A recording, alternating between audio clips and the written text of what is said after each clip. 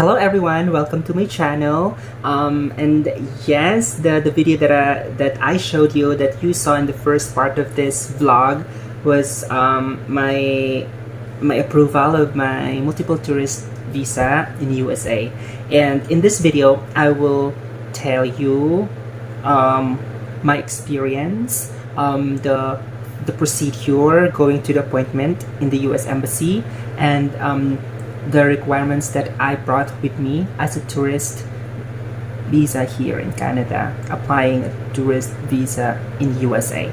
So yeah, if you are ready, I am ready. I am not going to make this so much long because I'm also in a hurry and I just want to give you the details right away. So let's go. Okay, first is the procedure of going to the embassy consulate. So I am in Alberta, and the nearby embassy to me is Calgary, in Calgary downtown. So I booked an appointment there, and it's fully booked for 2027. So for 2 years it's fully booked. So I took a risk to pay someone who can find for me. I paid $250 just to get an early appointment. I was so lucky that I got an appointment for the month of April, and I'm doing this video today is May 6th. So I got an appointment May 29th. So I traveled to Calgary by bus. It was so exhausting. It's a lot of traveling, but it's all worth it. So my appointment was 7:30 in the morning. Okay, so 7:30 in the morning, I got there in the building at 7 o'clock in the morning, or like 7:10 in the morning. So I waited there, including all the people who's waiting there for the visa. And then first they will bring you inside, and then same floor, they will check your passport. So check your passport and they will ask your status, and then your things with you. Okay, I didn't bring any phone. I just brought my bag for my requirements. That's it, and a bottle of water. So yeah, the officer just asked me to empty the bottle of water and just bring me the empty bottle with me. And then next we will go inside the room, and then there are two officers there, and then yeah. So two lines. Okay, so in there they will ask your passport and your ID, and then your status in Canada. That's it. Yeah. And I remember the girl asked me, where is my visa stamp, my entry stamp. I said no, because if you get a stamp, then you only have the specific duration you have to stay in Canada. But if you don't have that entry stamp, then that means like you are automatically can stay 6 months. So she didn't say anything. And then next you will go to the scanner, put all your things just like in the airport. It will scan your things, and then after that it is all the same floor. Okay, and then you will go inside a room. You have to sit and wait. And then I think it's per batch, like 10 heads per group. And then there is one officer there that will guide you to the elevator. And then she told us that fall in line, don't talk to anyone in the hall. Okay, so yeah, so we went there to the elevator and then go to the 3rd floor. And when we reached there, the procedure happening. So there's a window 1, 2, 3. I went there at the 3rd window, and then yeah, she asked me passport, and then checked the passport. She only asked me, have you ever changed your name? I said no. And then your status, I said tourist. And then she asked me, is it okay that I put the address here?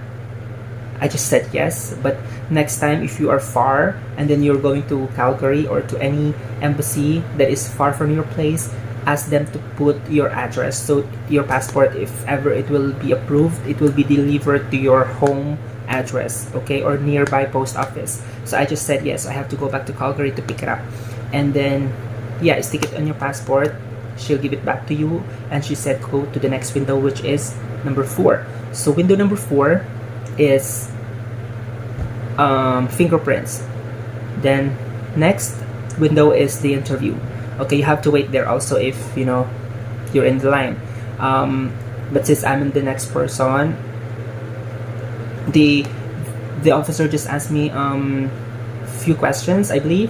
She asked me first why my passport issued in Iraq.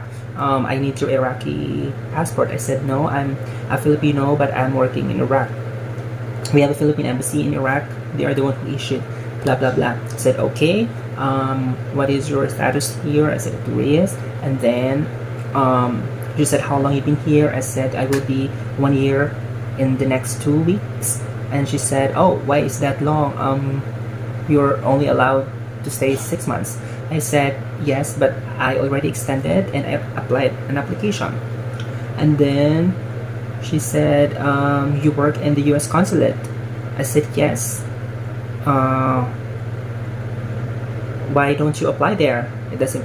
Why don't you apply there if you did work in the US consulate? I said yeah, good question. I was ready to submit my application, but then we had an attack. It was last year January 2024, so the consulate appointment was closed. And then she said again, how long have you been working in the US consulate? I said it was before pandemic. And then after that I was unemployed, and now my previous job is at the German camp military base. And then said, you know that you're not allowed to work here in Canada. I said yes, I'm not working. I am here for tourism. And then she said, that long? They allowed you to work that long? I said yes, I asked for it. And then what is the main purpose? What is the purpose of your travel? I said the main purpose of my travel to USA is tourism. I plan to travel USA for 10 days to explore Yellowstone National Park, the Grand Canyon, Arizona. That's it. Do you have a relative in USA? I said I have a distant relative. My second cousin is working there.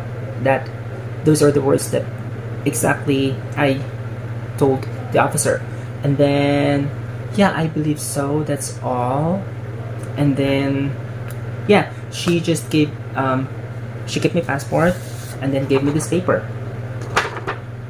And then yeah, she told me that okay, your visa is approved, you can go home now, which I didn't hear that. I thought she's saying something that I have to go to the next window. That's why I asked her back like, I'm sorry, which window I should go to? She said, no honey, your visa is approved, you can go home now. Then yeah, so what are the requirements that I brought with me? Though she didn't ask anything, just the passport and the ID. Okay, first of course the PS-160 form. This one, this is the main one. I printed my visa in Canada, though you don't need it if you're a visa because it's already on your passport, right? But I prepared everything just in case. Next one is my travel itinerary, flight information, accommodation details, plans to visit. So all the details are in here. The plan booking. This was from booking.com. These are all free cancellation, but these are confirmed booking. Bank statement.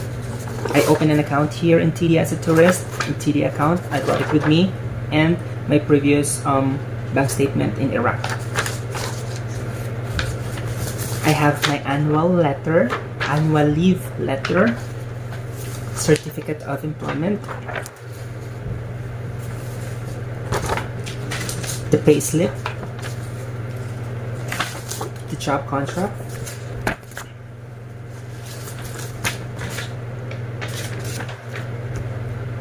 the passport, and this one gave me hope, okay, because I thought the officer will ask further about my job, like, okay, you still have work in Iraq, so where is your visa, where is your working visa, where is your residence ID? I thought she might ask that, but I'm so lucky that she did not. But this gave me hope, because this is given by the Philippine Embassy in Iraq. It has no expiration date, and this is Filipino resident in the Republic of Iraq identification card. So this is my last hope. This gave me hope actually to pursue this application. And I also printed it beside my ikama. This is my ikama. We call it in the Middle East ikama. It's a residence ID, like as your working visa, but it has expiration date. But I just printed the front page and beside the other one.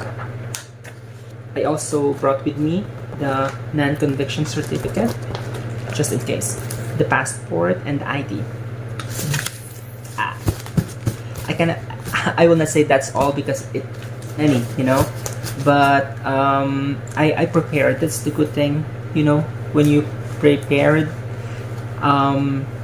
things that usually it will not happen, so yeah, I just want to say that if you are a tourist here in Canada and want to apply a tourist visa in the USA, it's possible. It doesn't matter how you look like, it doesn't matter your physical appearance, especially the way you speak. Sometimes, the most important thing is, it doesn't matter how much money you have in your bank statement. The most important thing is your strong ties. If you have strong ties in your country or the country that you are working with or working at, it is important. And then I think in my case, since I already traveled Europe and I worked in the US consulate, I think I was thinking maybe it's an extra point maybe, I don't know, but yeah, just show them the strong ties, so that they will think that you will not stay in Canada for not for tourism, sorry. So yeah, I hope that I don't miss anything, but if I did, I'm sorry. Just comment down below. I will do my best to answer that. Whatever questions that you have, I will try my best to answer you. So this is based on my experience, and yeah, hopefully this somehow might help. So thank you for watching. I hope you guys can also like this video, subscribe, and ring that bell for more videos. Yeah, I have to go. Thank you for watching. Bye.